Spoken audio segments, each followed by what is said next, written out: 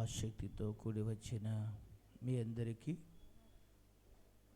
Good Friday శుభాకాంక్షలు తెలియజేస్తూ ఉన్నాను. ప్రభు మనలందరినీ కాపాడి ఈ 2025 సంవత్సరంలో మనమందరము క్రీస్తు ప్రభు యొక్క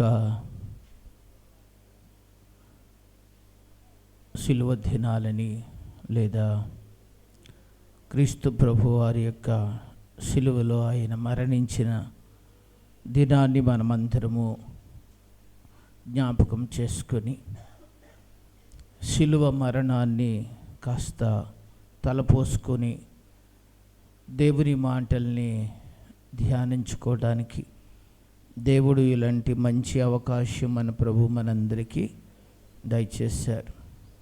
చక్కగా పాటలు పాడుకున్నారు ఇప్పటి వరకు, అలాగే చక్కగా ఆరాధన చేశారు. మరి 7 ప్రసంగాలు చేసినట్టున్నారు. ఒక్కొక్కళ్ళు ఒక్కొక్క స్మాల్ మెసేజ్ ఒక్కొక్క మాట మీద. ఈ గుడ్ ఫ్రైడే రోజున ప్రతి గుడ్ ఫ్రైడేకి మనము యేసు ప్రభు వారి యొక్క శిలువలో పలికిన 7 మాటలు మనము జ్ఞాపకము చేసుకుంటాం. నిజంగా అవి చదవటం, ధ్యానించటం చాలా మంచిది.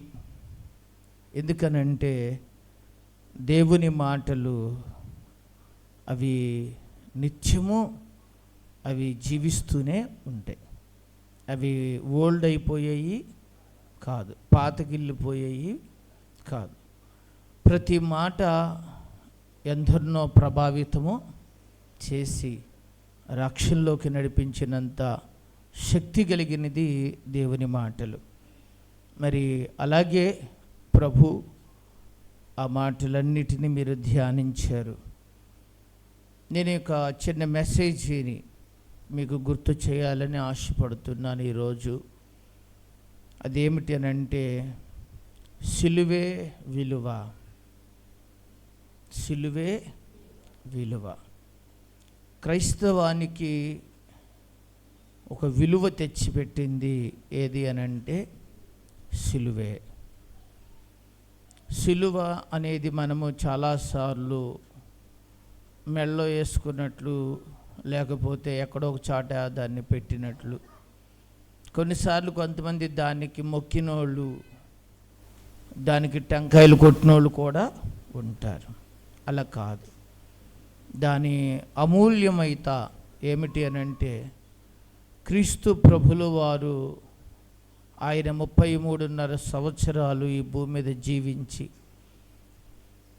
ఆయన గురించి ప్రవచనాత్మకంగా వ్రాయబడిన లేఖనాలన్నీ నెరవేర్పు చెందాయి. ప్రవచన వాక్యములో ఏది నిరర్ధకము కాలేదు. ప్రభు వారి యొక్క జననము ప్రత్యేకత, ఆయన జీవితం ఒక ప్రత్యేకత, ఆయన మరణం ఒక ప్రత్యేకత, ఆయన పునరుద్ధానము కూడా ప్రత్యేకత చెంది. ఎందుకనంటే ఈ భూమి మీద ఎన్ని కోట్లాది మంది మనుషులు ఉన్నప్పటికీ ఆయనకిలాగా ఎవరు పుట్టలేదు, ఆయనకిలాగా ఎవరు జీవించలేదు, ఆయనకిలాగా ఎవరు మరణించలేదు, ఆయన లేచినట్లు ఎవరు లేవలేదు. అలాంటి మహనీయుడు ఎవరు అనంటే ప్రభువే. అది ఒక పుట్టి పురాణాల్లాగా ఏదో ఒక కళ్ళబొల్లి కథ లాంటిది కాదు. యేసు ప్రభు వారు ఆయన యోదాయ బెత్లెహేములో ఆయన పుట్టాడు. ఆ చుట్టుపక్కల ప్రాంతాలు నజరేతులో ఆయన పెరిగాడు. యెరూషలేములో ఆయన గొల్గొతా యొక్క కొండ మీద, కపాల స్థలం అనబడిన ఆ కొండ మీద ప్రభువులు వారు సిలువ వేయబడ్డారు. ఇప్పటికీ ఆ ప్రాంతాలు అలాగే ఉన్నాయి. ఆయన తిరిగాడిన ప్రదేశాలు సాక్ష్యమిస్తున్నాయి. ఆయన సిలువ వేయబడిన యొక్క కొండ లేకపోతే అవన్నీ ఇప్పటికీ కూడా సాక్ష్యాధారాలుగా నిలిచి ఉన్నాయి. అంటే ఇవి కథ లాంటిదేమీ కాదు, ఇవి సంపూర్ణముగా యథార్థ సంఘటనలే. ఆయన దేవుడిగా ఈ లోకానికి దిగివచ్చి మనుషుల కొరకు ఆయన చేయగలిగినదంతటినీ ఆయన చేసి, ఆయన వాక్యములు నెరవేరబడినట్లు ఆయన పునరుద్ధానుడై తిరిగి లేచి ఆరోహణము అయ్యాడు. ఇవన్నీ యథార్థంగా జరిగిన యొక్క సందర్భములే తప్ప ఏది కథ మాత్రము కాదు. హల్లెలూయా. అలాంటి సత్యవంతుడైన దేవుణ్ణి ఈరోజు మనము తలపోసుకుంటున్నాం. క్రీస్తు యొక్క మరణ దినం ప్రపంచానికి అది శుభదినం. అంతే. ఎక్కడైనా ఎవరైనా మరణించిన రోజు ఏ రోజుగా పిలువబడద్ది చెప్పండి? అది దుఃఖ దినము అంటారు, లేదా అది ప్రలాప దినములాగా ఉంటుంది, అది చాలా పోగొట్టుకున్న దినములాగా ఉంటుంది. కానీ యేసు ప్రభువారి యొక్క మరణ దినము ప్రపంచమంతటా ఇది ఒక గుడ్ ఫ్రైడేగా, శుభ శుక్రవారం లాగా ప్రపంచమంతా జరిపించుకుంటుంది. పల్లి అని లేదు, పట్టణమని లేదు, అన్ని చోట్ల క్రీస్తు ప్రభు వారి యొక్క మరణ దినాన్ని సెలబ్రేషన్ చేసుకుంటాం. గమనించండి ఎంత గొప్ప విషయము. అందుకే ఈ రోజున మనము ఆ విషయాన్ని కొద్దిసేపు ధ్యానం చేసుకుందాం. అపోస్తలుడైన పౌలు గలతీ సంఘానికి ఆయన మాట్లాడినప్పుడు ఇలాగ ఒక అమూల్యమైన మాట ప్రభువును గురించి మాట్లాడుతున్నారు. ఆయన 6వ అధ్యాయము 14వ వచనాన్ని చదువుకుందాం. కొట్టేసుకుంటున్నారా? చదవండి ఇప్పుడు. అయితే మన ప్రభు అయిన యేసు క్రీస్తు మరి దేని యందును అతిశయించుట నాకు దూరమగునుగాక, దాని వలన నాకు లోకమునకు నేనును సిలువ వేయబడి ఉన్నాము. చాలు, చిన్న ప్రార్థన చేసుకుందాం. అందరూ కళ్ళు మూసుకుని దేవుడు తన వాక్యము చేత మనతో మాట్లాడినట్లు చిన్న ప్రార్థన చేసుకుందాం. దయగలిగిన ప్రభువా నీకు వందనాలు. ఇప్పటి వరకు మీరు మాతో ఉన్నావు. మరికొద్దిసేపు నీ మాటలు మేము ధ్యానిస్తూ ఉండగా విలువైన శ్రేష్టమైన మాటలు మాకు దయచేయండి. ఈ శుభ శుక్రవారము ప్రభువా మా అందరికీ ఇది ఒక శుభదినముగా, ఒక ఆత్మీయ సత్యాన్ని తెలుసుకొని నువ్వు కోరుకున్న ఆత్మీయతలోనికి మేము జీవించుటకు సహాయం చేయమని, అల్పుడు నన్ను నీకు ఇష్టమైన రీతిలో వాడుకోమని యేసు నామములో అడిగి వేడుకుంటున్నాము తండ్రి, ఆమేన్. దేవునికి స్తోత్రం. హల్లెలూయా, హల్లెలూయా. అందరూ చెప్తున్నారా? కొంతమంది చెప్పారు. అందరూ చెప్పండి హల్లెలూయా. ఇది బ్యాడ్ డే కాదు, ఇదే రోజు శుభ శుక్రవారమే కదా. మరి శుభ శుక్రవారం అయినప్పుడు మరి ఉసూరు వంట చెబుతారేంటి? హుషారుగా ఉండాలి కదా. మీ మొఖాలు చూస్తుంటే 7 రోజులు ఉపాస ప్రార్థన చేసిన మొఖాల్లాగా ఏమండి? మీరేమో రాత్రి నాకులాగా ఉన్నారేంటి? ఏమన్నాను? సందీప్ ఎంత అయిందిరా? మనక 2 అయింది మాకు ఇంటికి చేరుకునేటప్పటికి, అన్నీ చక్క పెట్టుకొని. పొద్దున్నే మా ఆంటీ గారిని దింపాలి మళ్ళీ నేను. వీళ్ళు ఎవరు అసలు లైన్లో లేరు అసలు. 4:30కి లెగిసి ప్రార్థన చేసుకుని ఆవిడని తీసుకెళ్ళి ఏం చేసి బస్సు ఎక్కించాం. మళ్ళీ అటు వెళ్ళి ఇటు వచ్చానన్నమాట. హల్లెలూయా. నాకంటే ఎక్కువ అలసిపోయిన మొఖాలకు కనపడుతున్నాయి మీ. పాస్టమ్ గారు అన్నారు మీకంటే నేను ఎక్కువ అలసిపోయానని అంటున్నారు ఆవిడ. నేను కాదంటలేదులేండి. హల్లెలూయా. మంచిది. మనం కొద్దిసేపు దేవుని మాటల్ని ధ్యానం చేద్దాం. అపోస్తలుడైన పౌలు గలతీ సంఘానికి ఆయన మాట్లాడినప్పుడు చెబుతున్న మాట, యేసుక్రీస్తు సిలువ యందు తప్ప మరి దేని యందు అతిశయించుట నాకు దూరమవును గాక. ఆయన అతిశయించడానికి ఏమి లేవా? అతిశయం అనేది ఎప్పుడైనా కలిగిందా మీకు? సీఎం కుమారి, నీకు అతిశయం ఉందా? ఉందంటే నవ్వుతున్నావేంటి? చెప్పవే. దేన్ని బట్టి అతిశయపడతావు? కొడుకుని బట్టా? పౌలు గారిని బట్టా? చెప్పండి ఎవరన్నా. అరే శ్యాము, నీకు అతిశయం ఉందా? ఏమోనా? అదేదో మీరే తెలుసుకోండి అన్నట్టు చూస్తున్నాడు నా ఇంకా. చాలామందికి వాళ్ళందరిని చూసో అతిశయపడిపోతారు. ఇంకా వాళ్ళ తెలివితేటలను బట్టి అతిశయపడిపోతారు, వాళ్ళ చదువును బట్టి అతిశయపడిపోతారు, వాళ్ళకి వెనకాల బలగం ఉంటే అతిశయపడతారు. బైబిల్ గ్రంథంలో అయితే ఏం రాయబడింది? కొందరు గుర్రములను బట్టి, కొందరు రథములను బట్టి ఏం పడతారంట? అతిశయపడతారు.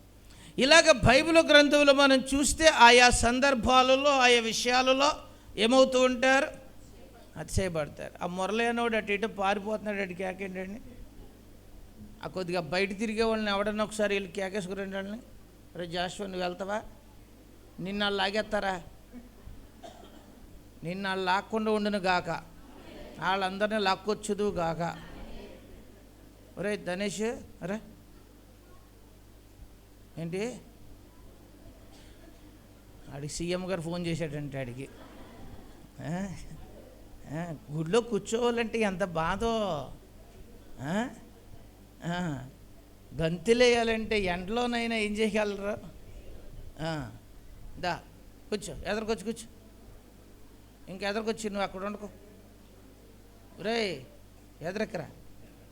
ఆడు 7 మాటలు నాకు ఎందుకు ఇవ్వలేదని ఇందాక తల కొట్టేసుకున్నాడు ఆడు. నాకు కూడా ఒక మాట ఇచ్చి ఉంటే నేను చెబుతున్నా అని ఆడు తట్టుకోలేకపోయాడు. ఇందాక ఆడు ముఖం చూడలేకపోయాను నేను. రైట్. ఇక్కడ మీరు జాగ్రత్తగా గమనించండి. పౌలు గారు అతిశయించాల్సి వస్తే ఆయన హెబ్రీయుడు అండి, అంటే రాజ్యవంశీయానికి చెందినవాడు. ఇంకా చెప్పుకోవాలంటే 3వ దినాన్న సున్నతి ఆచరించబడినవారు. యూదులు అలాగా ఆచారాన్ని ఏం చేసేవాళ్ళు? ఆచరించుకునేవాళ్ళు. అలాంటి మంచి భక్తి మర్యాదలో ధర్మశాస్త్రాన్ని బాగా ఎరిగిన వారు అలా చేయగలిగి, యూదుల యొక్క కట్టడలను ఆచారములతో నింపబడినవాడు. అంత మాత్రమే కాదు, అతడు రామ పౌరసత్వాన్ని ఉన్నాడు. ఆ పౌరసత్వం కొరకు ఎంతోమంది డబ్బిచ్చి ఏం చేసుకునేవాళ్ళు?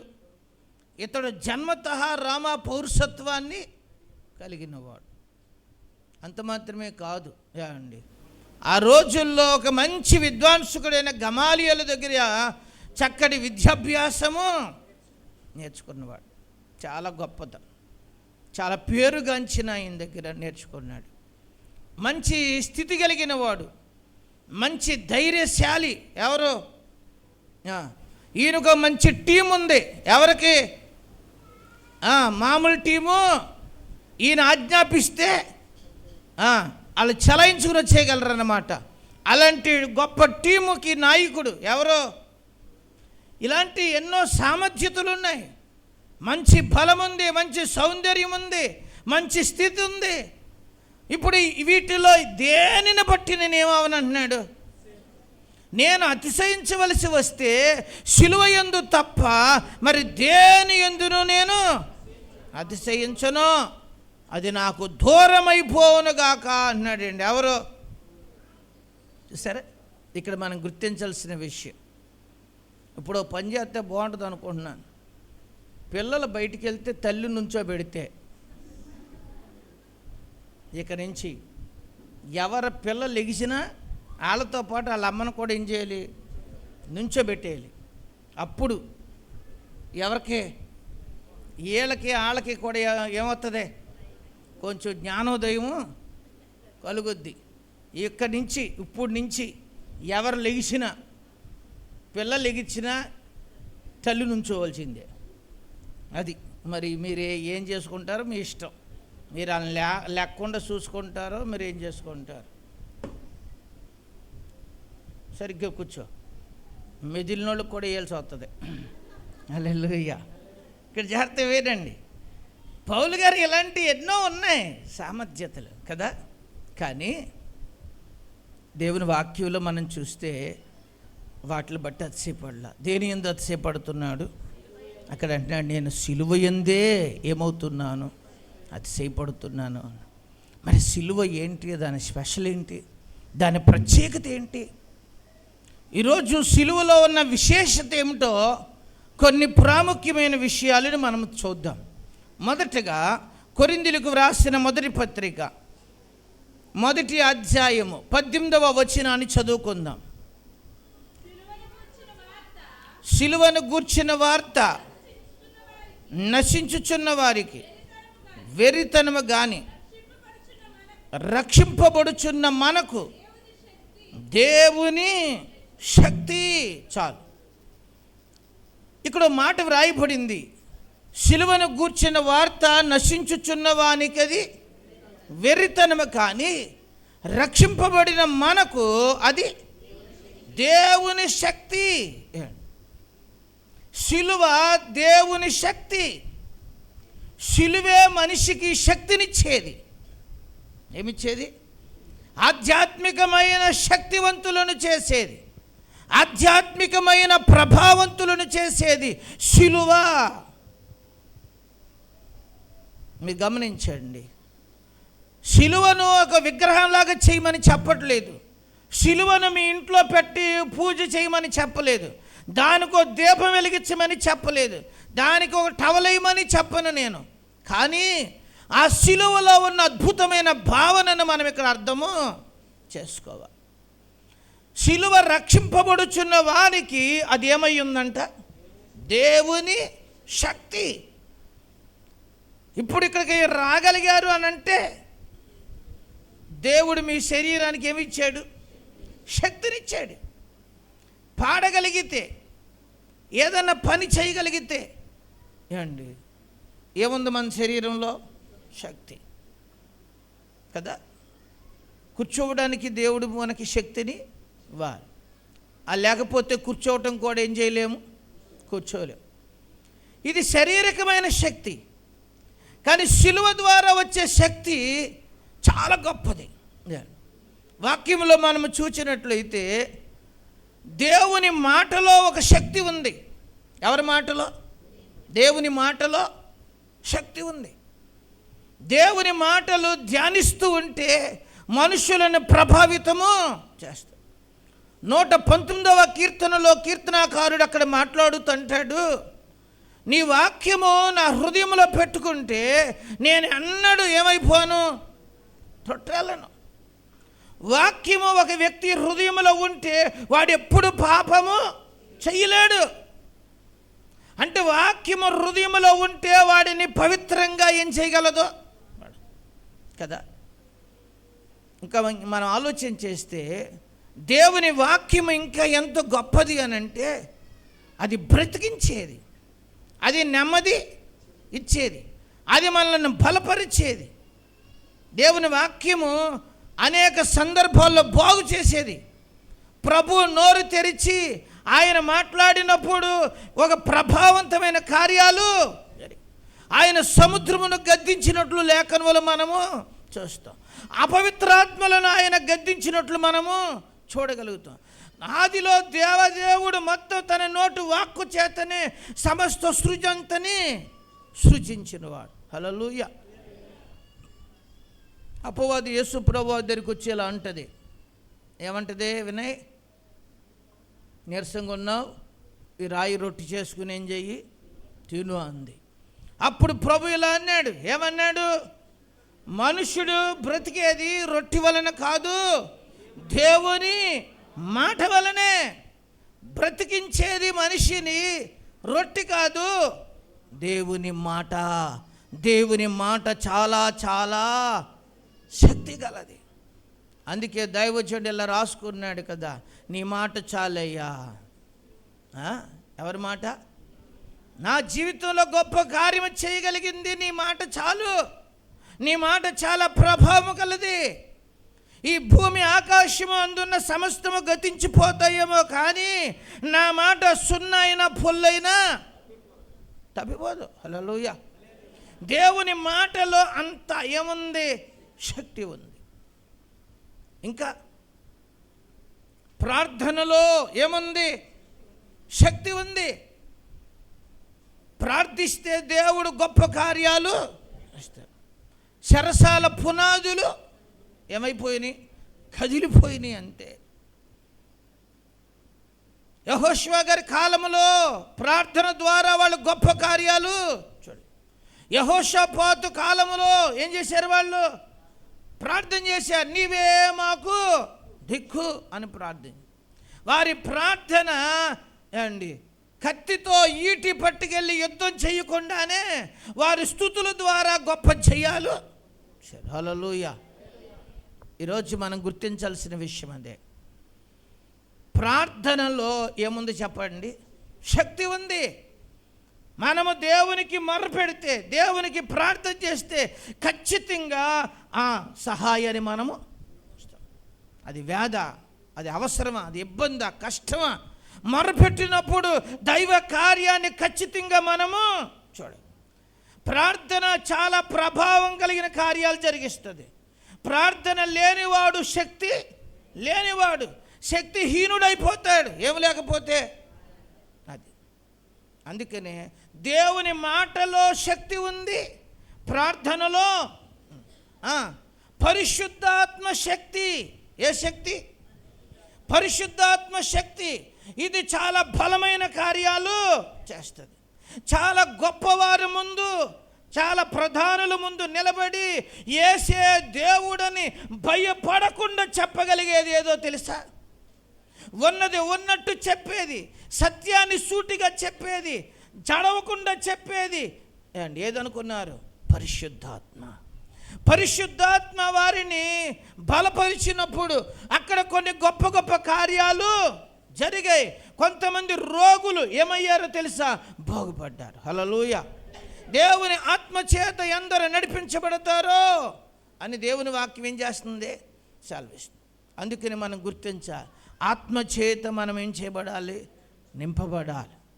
దేవుని ఆత్మ శక్తిని ఏమండి క్రైస్తవ సంఘాన్ని ఏం చేయగలదో తెలుసా? ఉజ్జీవింప చేస్తా. అపోస్తుల కాలపు ఉజ్జీవాన్ని రగిలింప చేయగలిగిన శక్తి దేనికి ఉంది? పరిశుద్ధాత్మ శక్తి. ఎన్ని చెప్పాను? ఎన్ని శక్తులు? మొదటిదే మాటలో శక్తి, ప్రార్థనలో శక్తి, పరిశుద్ధాత్మ శక్తి, ప్రేమ శక్తి. ఏ శక్తి? ప్రేమలో కూడా ఏముంటుంది? యేసుప్రభు వారు చూపించింది ప్రేమ అంతే. ఆయన 100 సంవత్సరాలు సేవ చేయలేదు. ఎన్ని సంవత్సరాలు? 3.5 సంవత్సరాలు రా. ఆయన బ్రతికింది 33.5. ఆయన సేవ చేసింది 3.5 సంవత్సరాలు. అసలు ఎక్కడన్నా ఉంటుంది అసలు? మనం కడిన ఎన్ని సంవత్సరాల కష్టం ఏమైపోతుంది? ఎప్పటి నుంచో కొట్టుకుని సత్తున్నాను కానీ ఇంకా అక్కడే ఉన్నాను నేను అంటున్నారు కదా సీఎన్ కుమారి. ఏడు సగం మూసి సగం తిరుతున్నావు, ఫ్రెండ్ పక్కన కూర్చున్నావు ఏంటి? నుంచుని నిన్నావు అనుకో, గొడవ లేదు. ఇప్పుడే నన్ను జాగ్రత్తగా మనం గమనించవలసిన విషయం అండి, ప్రేమ చాలా గొప్పది. ప్రేమే ప్రజలను మార్చేది, కుటుంబంలో అన్యోన్యతను పెంచేది, ఆప్యాయతలను పెంచేది, శక్తిగల కార్యాలు జరగడానికి, ఆత్మలు రక్షించబడ్డానికి, కుటుంబాలు రక్షించబడ్డానికి ఏది చెప్పండి? ప్రేమే. ద్వేషం మొత్తం అన్నిటినీ ఏం చేస్తుంది? పాడు చేస్తుంది.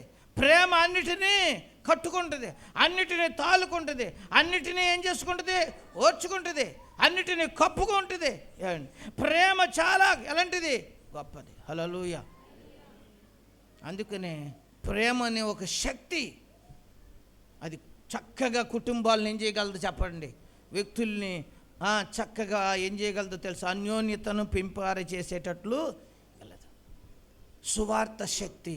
ఏ శక్తి? సువార్త ప్రకటిస్తే చాలు. ఏమండి, దాంట్లో శక్తి ఉంది. దేవుని మాటలు మనం చెబితే చాలు, అది అక్కడ ప్రజలను రక్షణలోనికి నడిపిస్తుంది. టీవీ ద్వారా సువార్త ప్రకటించినప్పుడు ఎంతోమంది రక్షించబడేవారు. దండయాత్రలు చేసి ఈదు సువార్తలు చెప్పినప్పుడు కొంతమందిని రక్షణలోనికి నడిపించారు. ఇలా గృహాల దగ్గర కూటం పెట్టి ఆ చుట్టుపక్కలనే బంధువులకి ఏగేసి వాళ్ళకు సువార్త చెబితే వాళ్ళ జీవితాలు ఏం చేయబడినాయి చెప్పండి, ప్రభావితము. చక్కటి సువార్త సభలు పెట్టి సువార్త గ్రామానికి అందిస్తే ఆ ప్రాంతాలు ఏం చేయబడినవి, రక్షించబడ్డాయి. హల్లెలూయా. సువార్త మంచి వార్త, అది మానవాళ్ళందరికీ అవసరమైన వార్త. అది ప్రజలను ఏం చేస్తుందో చెప్పండి, రక్షణలోనికి. సువార్తకు చాలా శక్తి ఉంది. యేసు జననము, యేసు మరణం, యేసు ప్రభు యొక్క పునరుద్ధానమే సువార్త. సువార్త అంటే ఏంటో మర్మం అనుకుంటారేమో. జనన మరణ పునరుద్ధానాలను ప్రకటించటమే చెప్పండి సువార్త.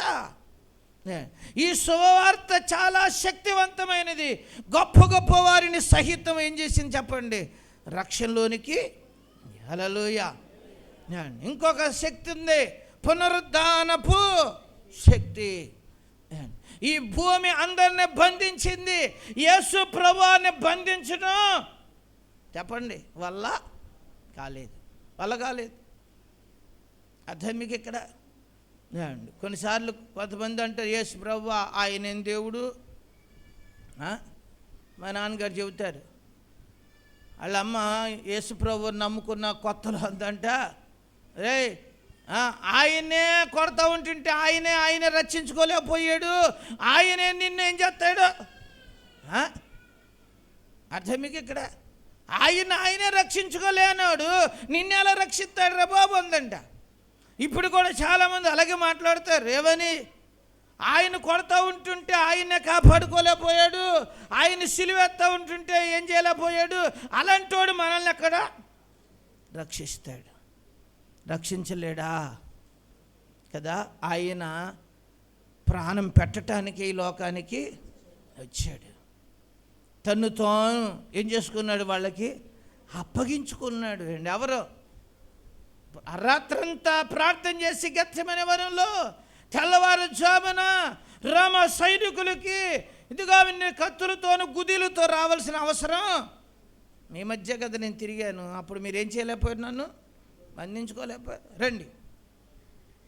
యోధ ఇస్కరియోతు అక్కడ నిలబడి ఆలోచిస్తూ ఉంటే, చెలికాడా చెయ్యి వచ్చిన పని త్వరగా చెయ్యి అని ఆయన ఏం చేసుకున్నాడు తెలుసా? హల్లెలూయా. ఈ దినం మనం అర్థం చేసుకోవాలి అండి. యేసు ప్రభుల వారి యొక్క పునరుద్ధానం, ఆయన పునరుద్ధానుడై తిరిగి లేచాడు కనుక, ఆయన పునరుద్ధానుడై తిరిగి ఆయన ఆరోహణమయ్యాడు కనుక గలిలయ మనుషులందరూ ఆయన ఏం చేశారు, చూశారు. అదే పునరుద్ధానము అండ్ మనము కూడా ఒకానొక దినాన పునరుద్ధానములో ప్రభువులో మనం పాలిభాగస్తులము అవగలం. హల్లెలూయా. అందుకనే ఇన్ని రకాల శక్తులు ఉన్నాయి. మాటలో శక్తి ఉంది, ప్రార్థనలో శక్తి ఉంది, పరిశుద్ధాత్మ శక్తి, ప్రేమ శక్తి, సువార్త శక్తి, తర్వాత రాని ఏ శక్తి? పునరుద్ధానపు కదా. ఈ శక్తులన్నీ ఎక్కడున్నాయి? ఇవన్నీ ఎక్కడున్నాయి? సిలువలో. హల్లెలూయా. అక్కడ మనం అర్థం చేసుకోవాల్సిన విషయం అదే అండి. కొరింథీయులకు రాసిన పత్రిక పౌలు గారు మాట్లాడుతూ అంటున్నాడు, నశించే వారికి అది వెర్రితనమే కానీ రక్షింపబడుతున్న మనకు ఏమయ్యింది? దేవుని శక్తి. సిలువ మనల్ని శక్తివంతులను శిలువ దగ్గరికి వచ్చిన వారిని ప్రభావంతులను, హల్లెలూయా, దేవుని మాట చేత, ప్రార్థన చేత, పరిశుద్ధాత్మ చేత, ప్రేమ చేత, సువార్త చేత, పునరుద్ధాన బలము చేత ప్రతి క్రైస్తవుడు ఎలా మారుతాడు? శక్తిమంతులాగా ఉన్నారో నీరసమోహంలాగా ఉన్నారా? గట్టిగా చప్పట్లు కొట్టండి ఒకసారి. హల్లెలూయా. పర్ల శక్తి బాగానే ఉంది. డౌట్ వచ్చింది నాకు ఇందాక. ఉసూరుమంట ఉంటుంటే ఇలాగున్నా ఏంటి అనుకున్నాను అని గట్టిగానే కొట్టారు. పర్లా, ఏమైనా వాళ్ళు 5 చేయొచ్చు, ఏం పర్వాలేదు కదా, ఏం పర్లా. దేవు స్తోత్ర. రోజు తింటున్నాం, రోజు మానేది ఏం పోయింది మనకి? అంతే కదా అండి. రేపొద్దున ఆదివారం బిర్యానీ తిందాం, అవసరం మిక్స్డ్ బిర్యానీ తిందాం జానపల్లి గారు. ఇక జాగ్రత్తగా మీరు గమనించండి. దేవుని వాక్యంలో అక్కడ మనం చూసినట్లయితే సిలువ మనకేమిచ్చింది ఇప్పుడు చెప్పండి? శక్తి. క్రైస్తవుడు శక్తివంతులు అవడానికి కారణం ఏంటో తెలుసా? అందుకే పౌలు అంటున్నాడు, నాకు ఎన్నుంటాయి అంటే గొప్పలా, ఇవన్నీ నాకు అక్కర్లేదా, నేను సిలువ ఎందే ఏం చేస్తున్నాను? అతిశయిస్తున్నా. అది నాకు కావాలి, అది నాకు ఉండాలి, అది నాకుంటే చాలు. ఏదుంటే? సిలువ ఉంటే చాలు. సిలువే నాకు అతిశయం. హల్లెలూయా. ఎందుకంటే అంత పవర్ఫుల్ అన్నమాట. ఎవరికి? అంత శక్తివంతుణ్ణి చేయగలిగింది సిలువ. అంత దేవుని కొరకు బలమైన సాధనంగా నిలబెట్టింది. శారీరకంగా చూస్తే ఆయన కొంత బలహీనుడే. చాలాసార్లు ఆయన దెబ్బలు కొట్టబడ్డాడు. ఆయన రాత్రులు వాడలో పగిలిపోయి రాత్రులు సముద్రంలో గడిపాడు. స్వజనుల వలన ఇబ్బందులు పడ్డాడు, అన్యజనుల వలన ఇబ్బందులు పడ్డాడు, వస్త్రహీనత అనుభవించాడు, ఆహారం లేక ఇబ్బందులు అనుభవించాడు. ఇలాంటి అనేక కష్టాలు అనుభవించి కూడా నేను బలహీనుడిని అనలేదండి ఎవరు. చూసారా? ఈరోజు దేవుని పిల్లలను గుర్తించండి. ఎవరు సిలువను చూస్తూ ఉంటారో, ఎవరు సిలువను ఆశ్రయిస్తారో, ఎవరు సిలువను కలిగి జీవిస్తామో వారి జీవితంలో గొప్ప కార్యాలు, శక్తిమంతులుగా ఉంటారు. వాళ్ళు ఎప్పుడు ఎలా ఉంటారు? శక్తిమంతులు. మరి ఇంకొక మాట నేను మీకు గుర్తు చేస్తాను ఏమండి. సిలువ బదిలీ చేస్తుంది. మీకు అర్థమయ్యేలాగా చూపిస్తాను. యెషయా గ్రంథం 53వ అధ్యాయము 5-6 వచనాలు చదువుకుందాం.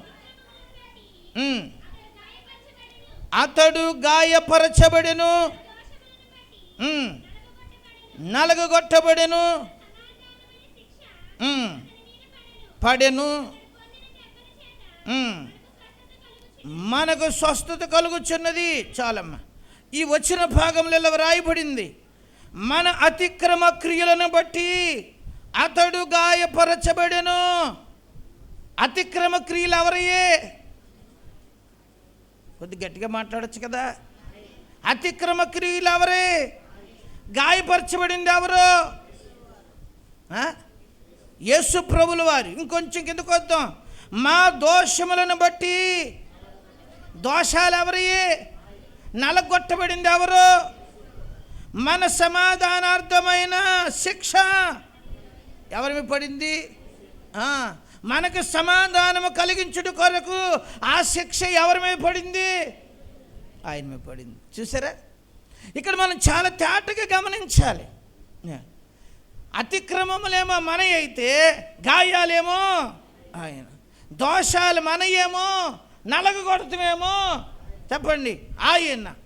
మనమేమో అసమాధానం ఉంటుంటే అతనేమో ఏం చేయబడ్డాడు? దానికి శిక్ష అతని మీద పడి. హల్లెలూయా. అంటే మన పక్షమున శిక్ష ఎవరు భరించారు? ఎవరు భరించారు? మనము అనుభవించవలసిన శిక్ష అండి.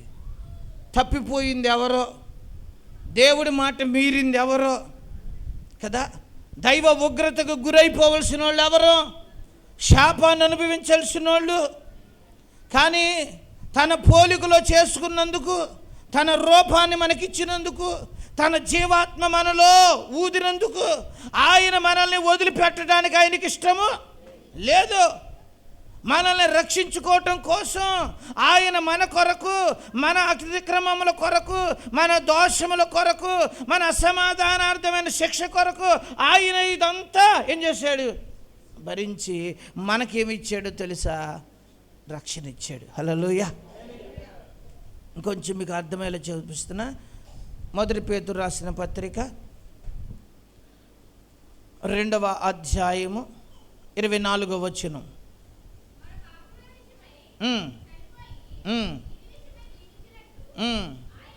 ఆయన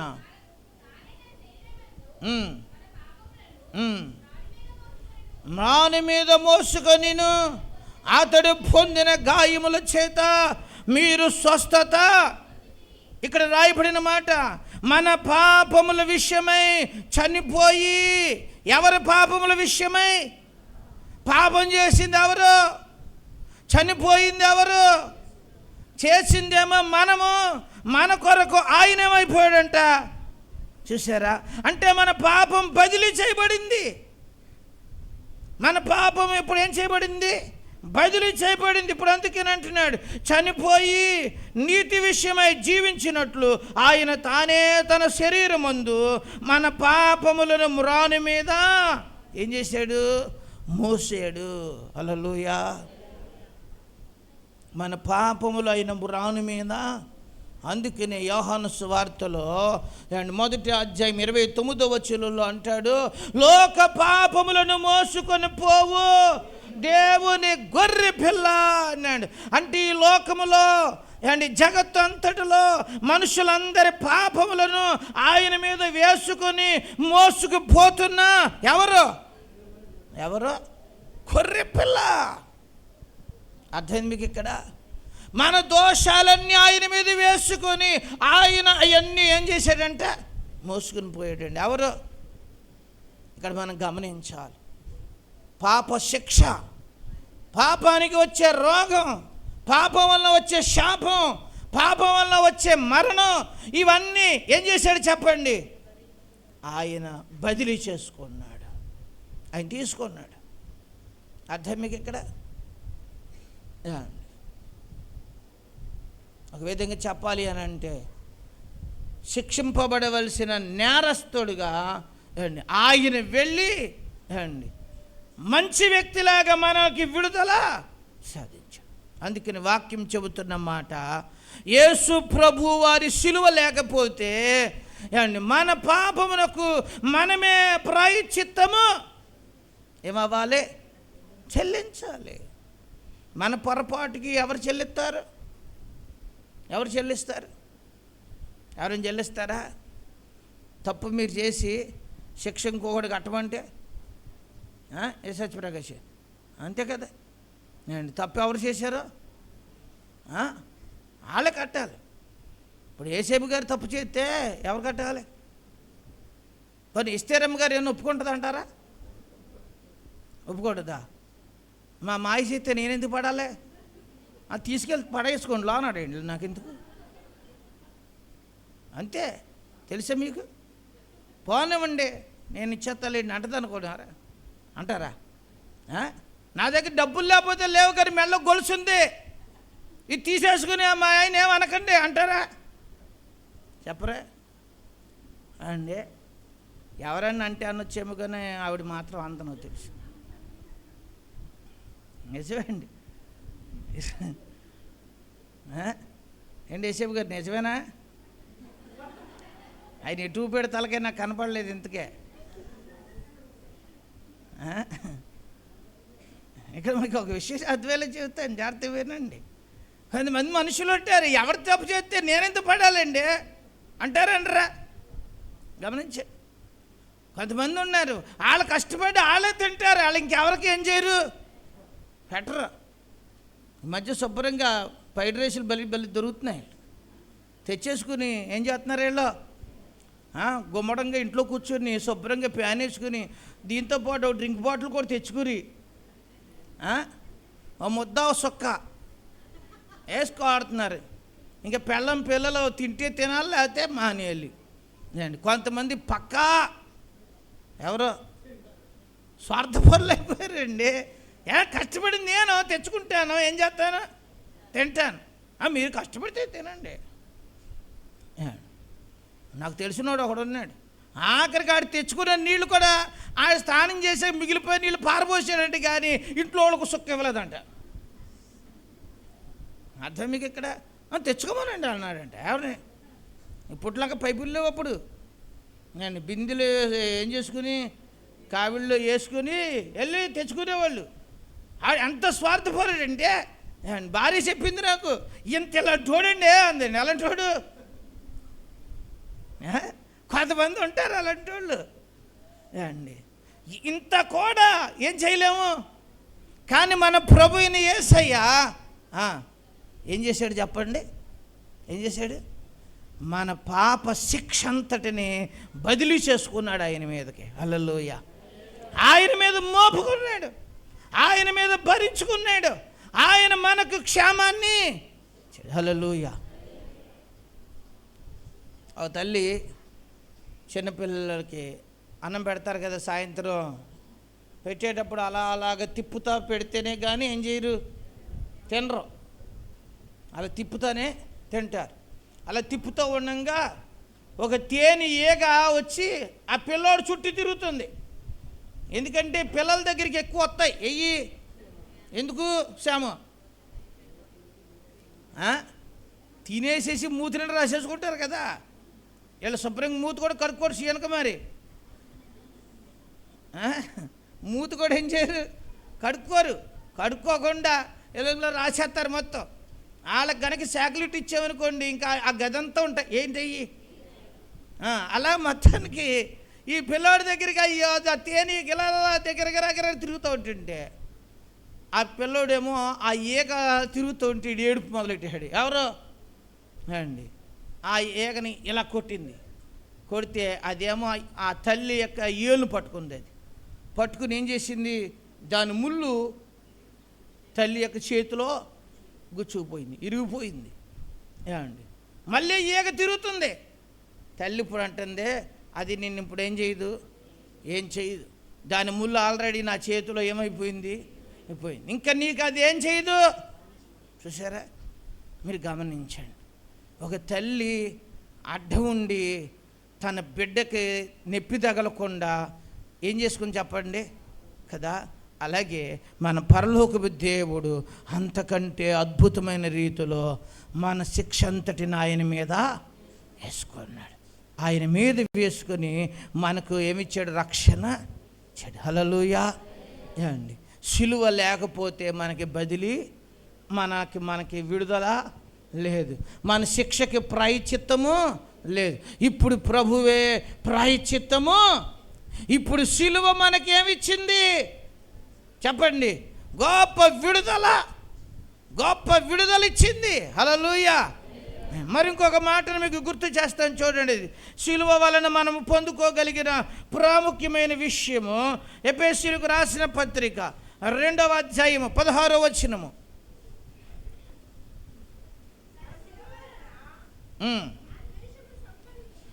సిలువ వలన ద్వేషమును సంహరించి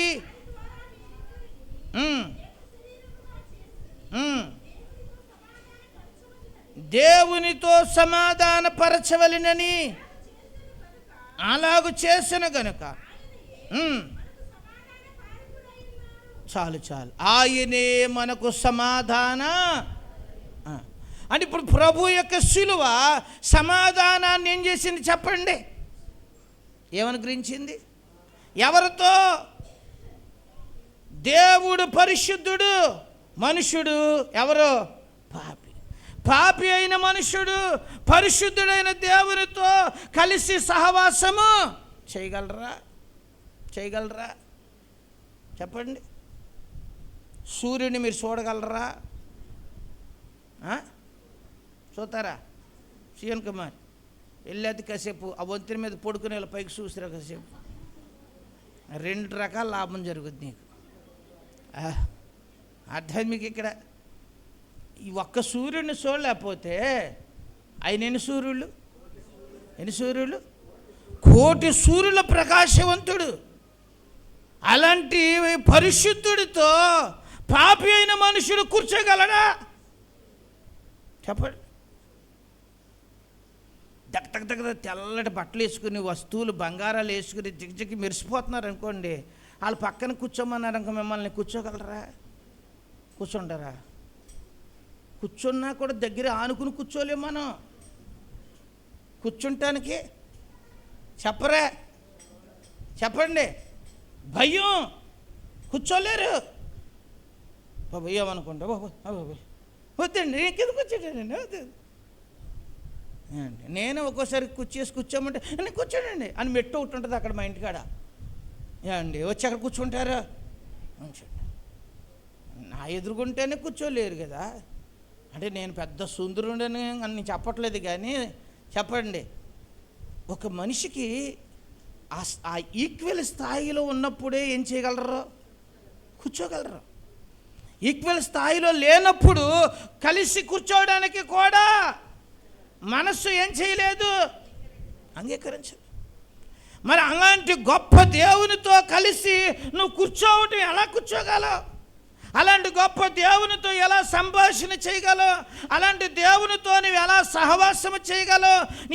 నీ విన్నపాలు దేవునికి చెప్పుకోగలవు? నీ కష్టాన్ని ఎలా చెప్పుకోగలవు? నీ సంతోషాన్ని ఎలా పంచుకోగలవు? చెప్పండి. మంచి రిలేషన్ ఎలా జరుగుద్ది? వ్యత్యాసం చాలా ఉన్నప్పుడు చెప్పండి, చెప్పుకోగలమా? హల్లెలూయా. ఈ దినం మీరు గుర్తుపెట్టుకోండి, యేసు ప్రభు ఈ లోకానికి వచ్చి మన కొరకు చెప్పండి ఆయన చేయాల్సిన త్యాగము చేసి, అర్థం మీకు ఎక్కడ? మన కాలువకి వంతునుందా? వంతునుంది కాబట్టి ఇటోళ్ళు అటు వెళ్తున్నారు, అటోళ్ళు ఆ వంతుని మనకేం చేసింది? అటు ఇటుకి రాకపోకలను ఎలాగో సమకూర్చిందో సిలువ ఇప్పుడు దేవునికి మనకి ఏం చేసింది చెప్పండి? సమాధానాన్ని. హల్లెలూయా. ఇప్పుడు నాయనా అని ఎవరితో మొరపెట్టుకోవచ్చు? అంతే. ఇదివరకు అయితే దేవాలయంలోకి వెళ్ళి యాజకునితో చెప్పుకుంటే యాజకుడు వెళ్ళి ఏం చేసేవాడు? దేవునితో చెప్పుకునేవాడు. అప్పుడు యాజకుడు మధ్యవర్తిగా ఉండేవాడు. ఇప్పుడు యేసు ప్రభు సిలువలో ఆయన ప్రాణం పెట్టినప్పుడు భూమంతా చీకటి కమ్మేసింది. దేవాలయము తెర అడ్డంగా సిరిగిపోయిందంతే. అది మీ చీరలాగే సన్నగే పలసగా ఉండదు, చాలా మందపాటిది. ఏది అర్థం మీకు ఎక్కడ? కొన్ని గొడ్లు ఉంటాయి, యువతల నుంచి చూస్తే అవతలంతా కనపడిపోతాయి అండి. అర్థం అంత పలసగా. ఏంట్రీ కాస్ట్లీ అంటే ఎంత పలసగా ఉంటే అంతే కదా శిరీష, అంతే అండి. ఇక్కడ దేవుని పిల్లలు మనం అర్థం చేసుకోవాల్సిన విషయం అండి, ఆ రోజు దేవాలయపు తెర చాలా మందపాటి తెర, సంవత్సరాలు అలా ఉండిపోయేటట్లుగా అది చాలా అమూల్యమైన వాటితో చక్కగా నేయబడిన యొక్క తెరలు అవి. కానీ అలాంటి గొప్ప తెర పైనుంచి కిందకి ఏమైపోయిందంట అంటే ఇప్పుడు మధ్యవర్తితో నాకు అవసరం, మీరే డైరెక్టర్గా ఏం చేయొచ్చు నా దగ్గరికి, నేను మీ దగ్గరికి ఏం చేస్తాను? వస్తా, నేను మీతో ఉంటా, మిమ్మల్ని ఆదరిస్తా. హల్లెలూయా. ఇప్పుడు దేవుని యొక్క ప్రేమ మన ఎడల అధికమై ఈ శిలువ ద్వారా మనకి దేవునికి మధ్య సమాధానము ఏం చేయబడింది? 59వ అధ్యాయం యెషయా గ్రంథం 1వ వచనం ఒకసారి చూడండి.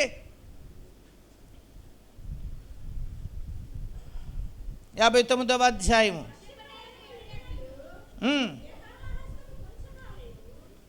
యెషయా గ్రంథం 59వ అధ్యాయం మొదటి వచనం. కొరచ కాలేదు, మందము కాలేదు, మీ దోషములు ఏమైపోయినాయి? మన దోషాలు దేవునికి మనకి అడ్డంగా వచ్చేసినాయి. ఇప్పుడు ప్రార్థన ఏమండి మనం దేవునికి చేస్తే దోషాల మధ్యలో అడ్డంగా నిలబడిపోతే ఇప్పుడు మన ప్రార్థన దేవునికి వెళ్తుందా? గోడ యువతల బాధపడుతూ ఉంటే గోడ అవతలకి ఏం తెలుస్తుంది? ఇప్పుడు అన్నీ చాలా ఏం చేసుకున్నాం, బందోబస్తుగా అండేసుకున్నాం. కొంచెం కూడా శబ్దం అంటే పక్కకి ఏమవుదో వినపడదు. అది చచ్చిపోయినా అటే పక్కడు కొంచెం కూడా ఏం చేయరు. ఈ మధ్య సెల్ ఫోన్లు కూడా సైలెంట్లో పెట్టేస్తారు. ఇక పెట్టారనుక మనం వదిలేసుకుంటాం. ఇంకా అప్పుడు ఎప్పుడు లేకపోతే ఇంక మనకి ఇటు నుంచి మీరు గమనించండి, దోషాలు అడ్డంగా నిలబడిపోతాయి అండి. దేవుని యొక్క ప్రకాశతను మనము ఇప్పుడు దేవుని వాక్యంలో రాయబడింది, మన దోషములన్నిటిని దేవుడు ఏం చేశాడంట? తొలగింప. అందుకనే అండి మనము ఎవరితో మాట్లాడగలము? రోమపత్రిక 5వ అధ్యాయం 10వ వచనము, రోమిలకు రాసిన పత్రిక 5వ అధ్యాయం 10వ వచనం.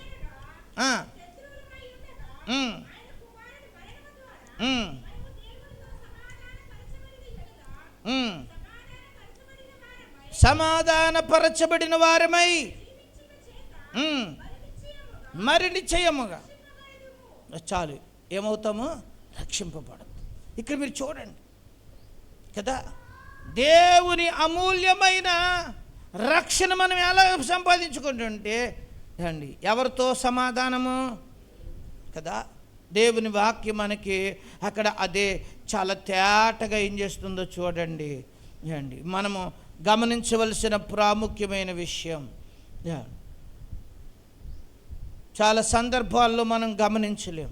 అక్కడ అంటున్నాడు, ఆయన కుమారుని మరణము ద్వారా మనము దేవునితో సమాధానపరచబడిన ఎడల సమాధానపరచబడిన వారమై ఆయన జీవించుట చేత మరి నిశ్చయముగా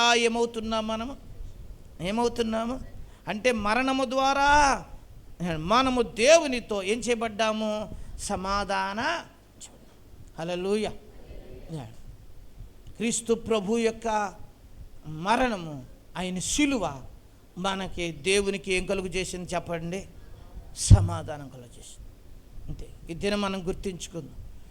శిలువ వలనే దేవునితో మనము వెళ్ళి మాట్లాడుకునే ఏం కలిగింది చెప్పండి? అంతే. లేకపోతే నువ్వు దేవునితో ఏం చేయలేవు. ఎందుకని? ఆయన పరిశుద్ధుడు.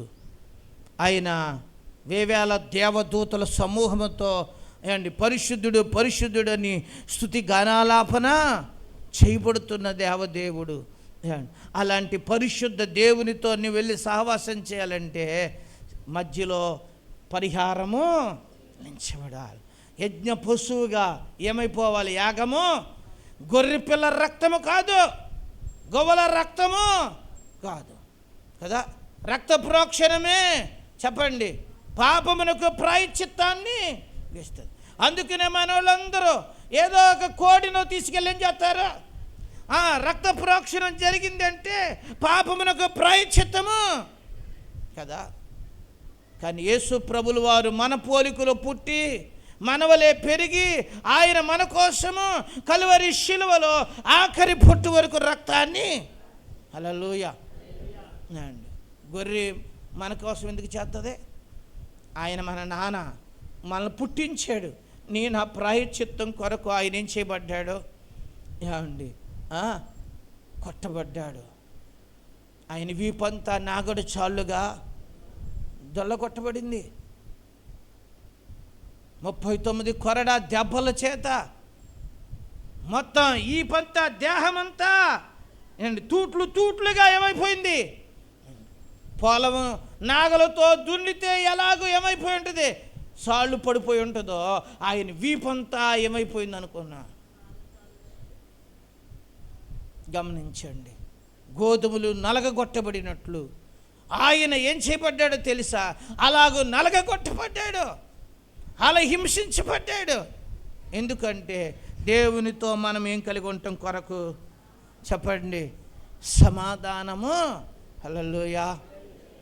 సిలువ మనకి చూడండి, ఒకటి శక్తిని ఇచ్చింది, రెండవది ఏం చేసింది, మనల్ని బదిలీ చేసింది. సిలువ మనకి సమాధానాన్ని, మరి ఇంకొక మాట, సిలువ తగ్గింపును మనకి నేర్పిస్తుంది. హల్లెలూయా. ఎక్కడుంది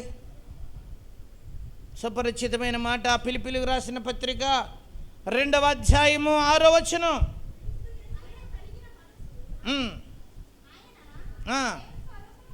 ఆయన దేవుని స్వరూపము కలిగిన వాడయుండి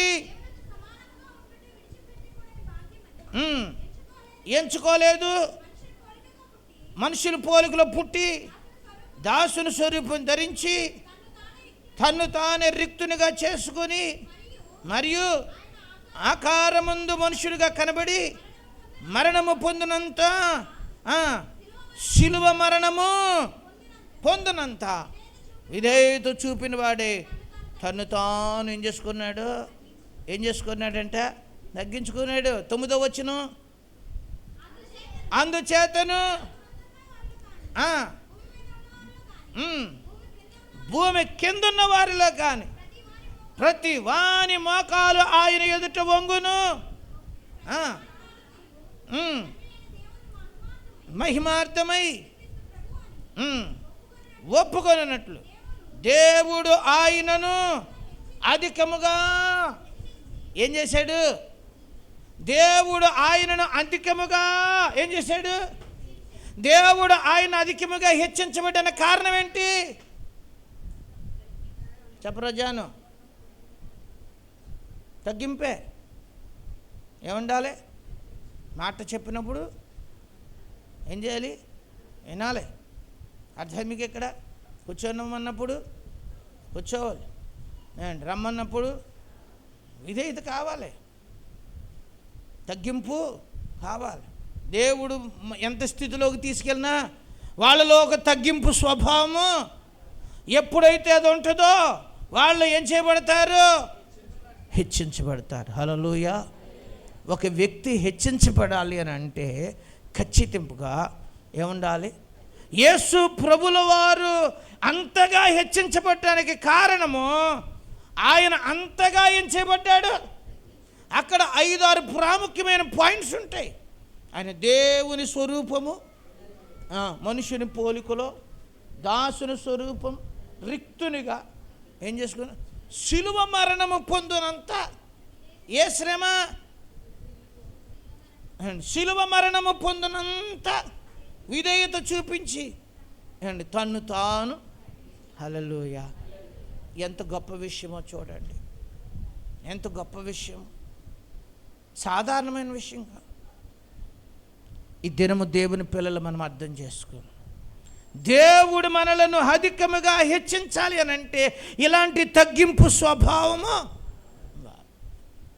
సిలువ మనకి నేర్పేది ఏంటో తెలుసా? చెప్పండి. వీరత్వం కాదు, చెప్పండి, ఆయనలో ఉన్న తగ్గింపు. హల్లెలూయా. శిష్యులకి ప్రభు అదే నేర్పించాడు. ఈ ప్రపంచంలో ప్రతి శిష్యుడు గురువు కాళ్ళు కడుగుతాడు, కానీ యేసయ్య శిష్యుల కాళ్ళు ఏం చూపించాడు అక్కడ? ఏం చూపించాడు అక్కడ? అంతే. ఈ దినం మనం నేర్చుకుందాం. ఏమండి, పరిశుద్ధాత్మ దేవుడు మనకి నేర్పించేది తన పిల్లలమైన మనలో అలాంటి తగ్గింపు స్వభావము. పైకి మాటకి ఏదో తగ్గి ఉన్నట్టుగా కనపడతాం కాదు అండి. రియల్ లైఫ్లో ఏం కావాలి? ఎవరైనా మాట అన్నప్పుడు, తొందరగా ఎవరైనా మాట అన్నప్పుడు కొంచెం పోనీలే అని నువ్వేం చేసుకోవాలి? తగ్గించుకో అండి. మాటకి మాట అనకుండా యేసు ప్రభువారు మనకి అదే ఏమి నేర్పిస్తున్నాడు కదా. దేవుని వాక్యం మనం అర్థం చేసుకుందాం. దేవుని వాక్యంలో మనం 4 ముఖ్యమైన విషయాలు ఈ దినం మనం నేర్చుకోగలుగుతున్నాం. సిలువ ద్వారా మన జీవితాలకి యేసు ప్రభుల వారు మనకు అనుగ్రహించిన గొప్ప విలువలు. సిలువ లేకపోతే మనం శక్తి పొందలేము. సిలువ లేకపోతే మనకి ఏముండకపోయినా చెప్పని బదిలీ సిలువ లేకపోతే మన జీవితంలో సమాధానము, సిలువ లేకపోతే మనుషుల తగ్గింపు ఎక్కడికి వెళ్ళి నేర్చుకుందరు? అంత చూపిస్తున్నా ఈ రోజున మనుషులు తగ్గించుకోవడానికి ఏమవట్లా? చెప్పండి, ఇష్టపడుతున్నావా? ఈ దినము మనం అది గుర్తించాలి. తగ్గింపు జీవితము ఒక వ్యక్తి జీవితంలో ఏం చేసుకోవాలి? చూడు, యేసుని చూడు, ఆయన దేవునితో సమముగా ఉన్న స్థితిని కూడా ఏం చేసుకున్నాడు తెలుసా? ఏం చేసుకున్నాడు? విడిచిపెట్టాడు. అంతే. ఆయనలో ఎంత ప్రాముఖ్యమైన గొప్ప గుణగణాలు కనపడుతుంది. దైవ స్వరూప్యం కలిగిన వాడండి. ఆయనలో ఎంత దీనత్వమో ఏమవుతుంది చూడండి కదా. ఈ గుడ్ ఫ్రైడే దినా అన్న మనలో అలాంటి ఏ మనసు రావాలి? ఏం రావాలి? నీకు తగ్గింపు వస్తే ఆటోమేటిక్గా దేవుడు నిన్ను హెచ్చిస్తాడు. మీ అందరికీ ఆశ ఉంటుంది ఏమైపోవాలని. ఏమైపోవాలి? హెచ్చించవాలని ఉందా? ఎంతమందికి ఉంటుంది? చెయ్యి ఎత్తమంటే అందరూ ఎత్తేస్తారు, నాకు తెలుసు. వద్దులే, శ్రీయాన్ కుమార్ 2 చేతులు ఎత్తుద్ది. కొంతమంది మామూలుగా చెయ్యి కాదు. ఎందుకంటే హెచ్చింపు అనేటోడికి అది మామూలు ఆనందం ఉండదు ఒక్కొక్కళ్ళకి. దేవండి, మీరు జాగ్రత్తగా గుర్తుపెట్టుకోండి. మా అచ్చమ్మ గారిని లెగ్గొట్టని కొద్దిగా అటు ఇటు పడిపోద్దామండి. దేవుడు స్తోత్రం. ఆయన బలేశం పిల్లరు. జాగ్రత్త వినండి. దేవుని మందిరంలోకి వచ్చాక మనకి ఏం చేయాలి? ఏం చేయాలి? ఏలియా గారు, ఈ సల్లగాలి ఉండకూడదు అసలు. మనకి పైన కప్పు తీసి పడితే వదిలిపోద్ది అసలు. సీలింగ్లో అయినా 4 రేకులు తీస్తే మనకి చక్కగా ఉంటుంది అసలు. జాగ్రత్త వీరండి. మనం గమనించవలసిన విషయం ఏం రావాలి? హెచ్చింపు. నువ్వు దీవించబడాలంటే అధికంగా ఏమైపోవాలి? హెచ్చించబడాలంటే నువ్వేమవ్వాలి? ఎప్పుడన్నా ఎక్కడికైనా వెళ్ళారు, ఇంకో కింద కూర్చుంటాను అలా ముందు, అప్పుడు వాళ్ళు తీసుకెళ్ళి మిమ్మల్ని ఎక్కడ కూర్చోబెడతారు? ముందు మీరే వెళ్ళిపోయి కుర్చీలో కూర్చున్నారనుకో, దిగు ఈ కుర్చీ వాళ్ళ కోసం అన్నారనుకో, అలా ఉంటుంది. అర్థం మీకు? అందుకనే ముందు ఎలాగానే ఎక్కడ కూర్చొని పోవాలి చెప్పరా? అర్థం మీకు ఇక్కడ అండి. నేను ఒక్కోసారి చూస్తాను, ఒక మీటింగ్లో వాళ్ళు వెళ్ళిపోయి స్టేజ్ ఎక్కేస్తూ ఉంటారు. వాళ్ళు అక్కొచ్చి కూర్చోబెడతారు అక్కడక్కడ. నీకు కదా అక్కడ అండి. నేను ముందే మేలుకుంటాను. నేను ముందే వెళ్ళి అక్కడెక్కను, ఆ వెనకాల ఎక్కడో కూర్చుంటాను. అప్పుడు వాళ్ళే క్యాకేసి చేసుకుంటారు అండి. మనం ఇక్కడ నేర్చుకోవాల్సింది అదే. మనం తగ్గించుకుంటే ఏం చేయబడతాం? హెచ్చించబడతాం అండి. మనలో రావాలి. ఏం రావాలి? సేమో తగ్గింపు ఉందా? నీకు తగ్గింపు ఉందా? తిట్టినా ఏమనుకుని ఉంటావా? అసలు అది మాట్లాడతల్లా. అంటాడు, మీరు ఒకటి తిడితే నేను 2 తిడతాను అంటున్నాడు. ఒకటి కొడితే ఒక్కొక్కడు 2 కొట్టేస్తారు ఇంకా అండి. మామూలుగా ఉండదు. ఏంటంటే ఇంకొంచెం సౌండ్ పెంచుతాడు. ఏం చేస్తాడు? శ్యాము వింటున్నావా? ఏసై పిల్లల్లో ఏముండాలి? దేవుడిని దీవించాలా? బాగా దీవించాలా? ఆడు బాగా దీవెనకూడొద్దు అంటున్నాడు. సొలొమోను గారు కోరుకుంటున్నాడు. నాకు ఎక్కువ వద్దు, తక్కువ వద్దు, నాకు సరిపడగిస్తే చాలు. అంతేనా? జాగ్రత్తగా గమనించండి. అలాంటి ఆలోచన ఉన్నా మనలో ముందు ఉండాల్సింది ఏం రావాలి? ఈరోజు మనం గమనించాలి. యేసు ప్రభు వారు సహితము యోహాను దగ్గరికి వెళ్ళి తలకాయి వంచారు. యోహాను గారు యేసు ప్రభు వారి దగ్గరికి వచ్చి అంటాడు, ఏమంటాడు? అయ్యా, నీ చేత నేను బాప్తిసం తీసుకోవాల్సిన అయ్యా, నువ్వు హెచ్చవలసి ఉన్నది, నేను తగ్గవలసి. నీ చెప్పుల వారిని విప్పుటకు కూడా నేను యోగ్యుడను అంటే ఆయన అంటాడు, రా, నీ చేత నేను బాప్తిసము పొందాల్సి ఉన్నాను. వద్దయ్యా, నేను వద్దు, నీ చేత నేను తీసుకుంటా అంటే నీతి యావత్తు. అది ఆత్మీయుల్లో ఏం కనపడుతుంది చెప్పండి? ఏం కనపడుతుంది? ఆత్మీయుల్లో ఏం కనపడుతుంది? అది ఈరోజు దేవుని పిల్లలు ఆత్మీయతలోకి ఎదిగితే ఏం రావాలి? ఏం రావాలి? సిలువ మీకు ఏమి నేర్పుతుంది? యేసు ప్రభు వారి సిలువను మీరు ఏం చూస్తున్నారు చెప్పండి? కొన్నిసార్లు కొంతమంది మెడలో సిలువేసేసి ఐఎమ్ క్రిస్టియన్ అంటున్నారు. ఒక్కొక్కడు ఏవేసేసి నా యేసు ప్రభు అంటే మీకు లేదు ప్రేమ, నా ఉంగరంలో వేసేసాను సిలువ అన్నాడు ఒకడు. ఎక్కడ ధన్యరాలు? ఎక్కడ నొసల మీద వేసేసుకుంటున్నామండి నువ్వేమన్నా? మన గుళ్ళోకి వచ్చిన వాళ్ళందరికీ గుర్తుండిపోయేలాగా ఒక వాత. ఇదివరకు కామిర్లోకి వేసేవారు తెలుసా మీకు? చేతి మీదో, ఈ నొసల మీదో, బొగ్గల మీదో, మేడ మీదో ఒక వాత.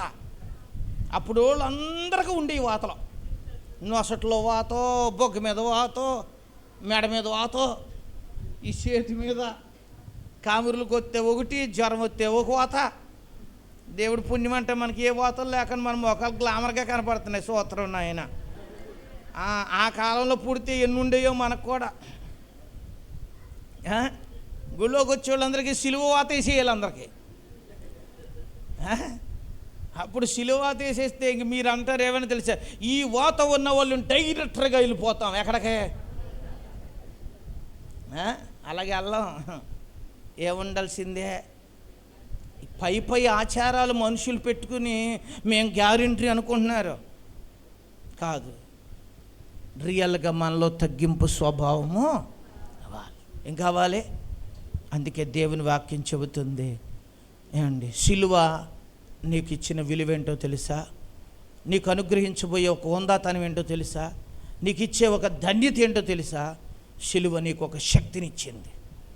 క్రైస్తవునిగా, ఒక యోధుడిగా, ఒక బలవంతుడిగా ఏం చేసింది? నిలబెట్టింది. సిలువ నీకు ఏం చేసింది? బదిలీ చేసింది. సిలువ నీకు దేవునికి సమాధానాన్ని, సిలువ నీవు హెచ్చించబడ్డానికి ఏం చేసింది కదా? నువ్వు తగ్గించుకుంటే ఆయన నిన్ను ఏం చేయబోతున్నాడు కదా? ఇంకో మాట యెషయా ప్రవక్త చెబుతాడు కదా, సిలువ మనకి స్వస్థతనిచ్చింది. ఏమిచ్చింది? సిలువ ఏమిచ్చింది? ఆయన పొందిన దెబ్బల చేత ఏం కలుగుతుంది? స్వస్థత. ఏమండి, ఆరోగ్యం ఉందా? చెప్పండి, ఆరోగ్యం ఉందా? ఎందుకు ఉండదు ఆరోగ్యం?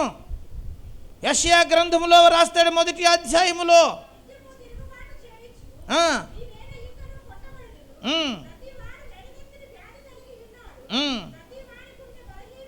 గుండె బలహీనమైన, అరికాలు మొదలుకొని తల వరకు స్వస్థత కొంచెమైనను, ఎక్కడ చూచినా గాయాలు, దెబ్బలు, పచ్చి పుండ్లు, అవి పిండబడలేదు. మెత్తను. చూసారా? వీళ్ళు ఎవరి మాట వెనక పైన రాసి ఉంటుంది ఏమని? యెహోవా మాటలాడుచున్నాడు, ఆకాశమా ఆలకించు, భూమి చెవియొగ్గు, నేను పిల్లల్ని పెంచి గొప్పవారినిగా చేసి తిని వారు నా మీద తిరుగుబడి. ఎవరితో చెప్పుకుంటున్నాడో చెప్పరా? ఇంకా ఎవరో చెప్పుకోవడానికి లేరా? ఇంకెవరు లేడు. ఇక ఆకాశానికి, భూమికి చెప్పుకుంటున్నాడు ఆయన. ఈ మిగిలిన వాళ్ళందరూ మాట వింటలా అండి, చెబుతున్నాడు. ఇది వినండి మీరన్నా, ఆకాశమా భూమి ఇను. వీళ్ళు ఏం చేయట్లేదు. నేను పిల్లల్ని పెంచాను, గొప్పవారినిగా చేశాను, ఇప్పుడు నా మీద ఏం చేశారు? తిరగబడుతున్నారు. ఎద్దుకు తెలుసు దాని కామందు ఎరుగుదును, గాడిదకి తెలుసు సొంతవాని. ఎద్దుకు తెలుసా? చెప్పండి. ఎద్దుకి కాపరు ఎవరో తెలుసు. కాపరు వచ్చేటప్పటికి అది లేచి నిలబడుద్ది. బండి కడతావా? రెడీ అంటది. ఎవరు? సత్యప్రకాష్ అంతేనా? ఎద్దు చక్కగా లేచిపోద్ది అంతే. టైం అయిపోయింది అనేటప్పటికి, కాడి ఇలా లేపేటప్పటికి మంచి ఎద్దు అయితే తలకాయ అన్నే కింద పెట్టేస్తుంది అంతే. పెట్టేసి బండి లైన్లో పెట్టేసుకుంటుంది. హల్లెలూయా. ఎద్దుకు తెలుసు, గాడిదకు కూడా సొంతవాని దొడ్డి, కానీ ఎవరికి తెలవట్లేదు. దేవుడు బాధపడుతున్నాడు. ఏమండి, ఎంత బాధపడ్డాడో 4వ వచనంలో, పాపిష్టి జనమా, దోషభరితమైన ప్రజలారా, దుష్ట సంతానమా, చెరుపు చెయ్యి పిల్లలారా, మీకేమొచ్చినాయి? ఎందుకు మీరు ఎవరు మాట్లాడుతున్నా? అందుకనే వాళ్ళ విషయంలో ఎంత వేదన పడుతున్నాడో. తర్వాత వారు యెహోవాను విసర్జించి ఉన్నారు, ఇశ్రాయేలు పరిశుద్ధ దేవుణ్ణి ఆయన వారిని విడిచి, అంతే దేవుడు వారిని విడిచిపెట్టి ఏమైపోయాడంట. దేవుడు ఎప్పుడైతే తొలగిపోయాడో ఇక మొత్తం అందరి నడినెత్తు వరకు నుంచి అరికాలు వరకు అన్నీ గాయాలే, స్వస్థత కొంచెమైనా లేదు. ఎక్కడ చూసిన గాయాలు, దెబ్బలు, పచ్చి పుండులు. హాస్పిటల్కి వెళ్తే పిండేసి ఏం చేస్తారో మందు రాసి కట్టు, ఇవి పిండబడలేదంట అసలు. చూడండి ఎంత దయనీయమైన పరిస్థితి కదా. ఎందుకు అలా అయిపోయింది వాళ్ళ పరిస్థితి? అదే యేసయ్య మాట వింటే ఆయన మనల్ని ఏం చేసే దేవుడు. ఏ వ్యాధి మన దగ్గరికి, మోషేతో దేవుడు చెబుతున్నాడు, నిన్ను స్వస్థపరచు నేనే, మిమ్మల్ని బాగు చేయగలిగిన వాడిని ఎవరిని. చూడండి, యేసు రక్తము ప్రతి పాపముల నుండి అండి, పాప రోగము నుంచి కూడా ఏం చేయగలదో, శరీర రోగము నుంచి ఏం చేయగలదో. హల్లెలూయా. సిలువే మన ఔషధం, సిలువే మన ఔషధం. సిలువ దగ్గరికి వస్తే నీకున్న ఏటి రోగమైన ఇవ్వవలసిందే. చెప్పండి, ఎంతమంది రోగులు వైద్యుల దగ్గర కూడా బాగుపడిన రోగులు ఎక్కడ బాగుపడ్డారు తెలుసా? గుళ్ళో బాగుపడ్డారు. హల్లెలూయా. దేవుని మందిరంలో బాగుపడ్డారు. ఈరోజు మీరు గుర్తుపెట్టుకోండి, వాక్యం అదే గుర్తు చేస్తుంది. సిలువ లేకపోతే ఇన్ని ప్రయోజనాలు మనకే లేవు. అందుకని ఇది మనకి గుడ్ ఫ్రైడే, ఇది ఎందుకు శుభ శుక్రవారం అయింది? యేసు ప్రభు సిలువలో ప్రాణం పెట్టాడు. యేసు ప్రభు సిలువలో ప్రాణం పెట్టుడు చేత ఇట్టి ధన్యతలు మనం ఏమయ్యాము, పొందుకున్నాం. దీనికి అర్హులం కాదు, కానీ మనల్ని అర్హులుగా. అందుకనే ఆ గొప్ప దేవుని పాదాల దగ్గరికి వెళ్ళి మనం మొరపెట్టుకోవాలి. ప్రభువా, నువ్వు సిలువ మరణము లేకపోతే, నువ్వు గనక సిలువ మరణం పొంది ఉండకపోతే నేను శక్తిహీనుడిలాగా ఉందునయ్యా. సిలువ లేకపోతే నాకు ఎవరు బదిలీ చేసుకోరు, నేనే భరించాల్సి. నీ సిలువ లేకపోతే నీతో నేను మాట్లాడుకుంటానికి నాకు ఉండకపోనయ్యా. నీ సిలువే నన్ను తగ్గింపులోనికి, నేను హెచ్చించబడటానికి, సిలువే నా శరీరమునకు ఏమిచ్చింది. మోకరించండి, దేవుని పాదాల దగ్గర ప్రార్థన చేసుకుందాం. అందరూ మోకరించండి. పరిశుద్ధాత్మ దేవుడు ఈ దినాన ఆయన పిల్లలమైన మనందరము పరిశీలన చేసుకొని దేవుని పాదాల దగ్గర ప్రతి ఒక్కరము ప్రార్థన చేద్దాం. అందరూ మోకరించండి, అందరూ మోకరించండి. చక్కగా మోకరించి దేవుని పాదాల దగ్గర అందరము విజ్ఞాపన చేసుకుందాం. అందరూ విజ్ఞాపన చేసుకోండి. యేసయ్యా, నువ్వెంత గొప్ప దేవుడివి ప్రభువా అని అందరము దేవుని దగ్గర ప్రార్థన చేద్దాం. నా కొరకే నువ్వు కొట్టబడ్డావు. ఎంత భయంకరంగా యేసు ప్రభువుని రామ ప్రభుత్వం అప్పగించింది. ఆయనలో పాపముందా? ఆయనలో దోషముందా? ఆయనే నా అపకారాలు చేశాడా? ఎవరు నన్ను ఇబ్బంది పెట్టాడా? ఒకసారి మనం ఆలోచన చేయొచ్చు. యేసయ్యా, నువ్వెంత నీతిమంతుడు, కామక్రోధులు మదమాశ్రములు లేని శ్రీమంతుడు. నీ జననం ఎంత పరిశుద్ధమైనది.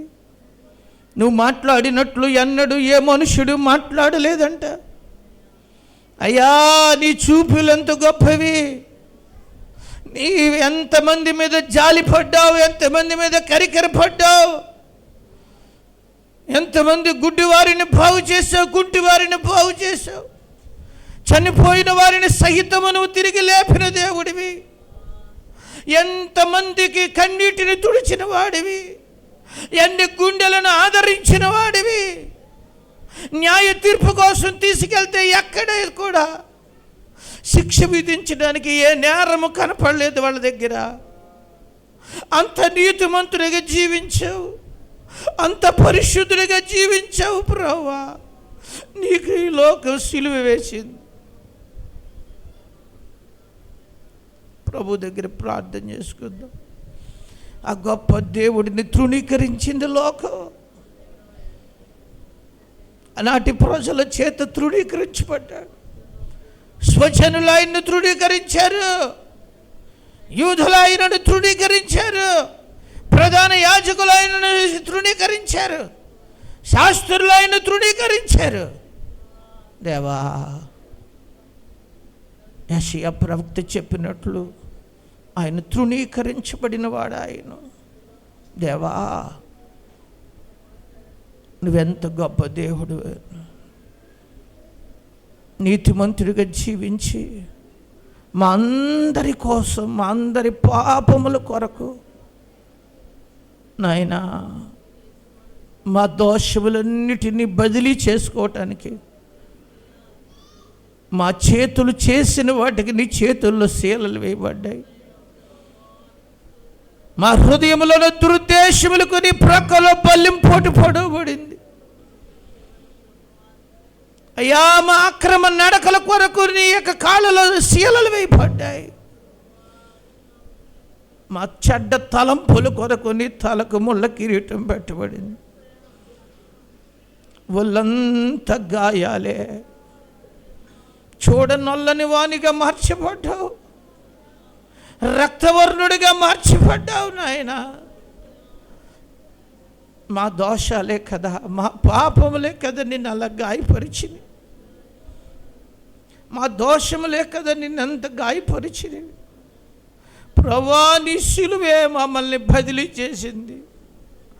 ఆ స్థానంలో నా బ్రతుకుండాలి, కానీ నాయనా నా బ్రతుకున్న స్థానంలో నువ్వు ఉన్నావు ప్రభువా, నువ్వు ఉన్నావు ప్రభువా.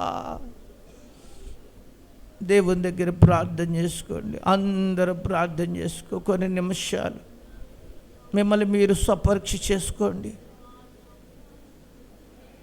ఇప్పటికి కూడా ఇంకా దేవుణ్ణి బాధ పెట్టే స్థితిలో ఉంటే ఆయన ప్రభు పాదాల దగ్గర మనము ఆయన వేడుకుందాం, ఆయన బ్రతిమలాడుకుందాం, ఆయన సహాయాన్ని మనం అర్థించుకుందాం. హల్లెలూయా. మీకోసం ప్రార్థన చేసుకోండి, ప్రతి ఒక్కరు ప్రార్థన చేసుకోండి. మీ కుటుంబం కొరకు ప్రార్థన